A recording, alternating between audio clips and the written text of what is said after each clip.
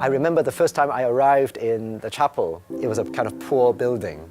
There was not particularly any elegant architecture, but everything was focused on Jesus. I came back so happy and my friends were so surprised to see me so happy. I felt the life of the brothers, the way they sang, the way they adored. And I wanted to be like them.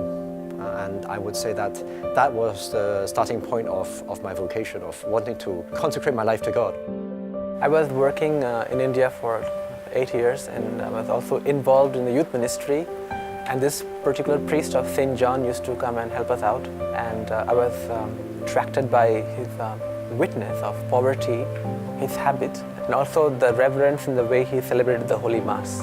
Of course, it was visible that the brothers wore the habit, but it's much more also the fact of living a life of adoration, really focused on Jesus. This priest, he knelt down and he completely prostrated as if doing an act of adoration. And I was like looking at that and I was like, wow, like nobody sees him, but he's really genuine, like genuinely like loving God and worshiping Him.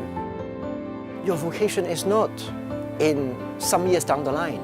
Your vocation is today. Every Christian is called to love. When I already take my little steps where I am to love, to have concern for prayer, to have concern for people around me, whether they know Jesus, to open our hearts to the Scriptures, to let God speak to us and mold our hearts and mold our daily actions. These are actually venues in which we dispose ourselves to hear God speaking to us. That openness to what particular paths God may be indicating to us without making a pre-selection, it's something that is very precious for God. We want to open our hearts to whatever may be God's privileged path for each person. So if you're considering religious life or priesthood, do not be afraid, as Pope John Paul II says, to open the doors of your heart to Christ. You will not lose anything of what makes life beautiful. You will find life more beautiful than before.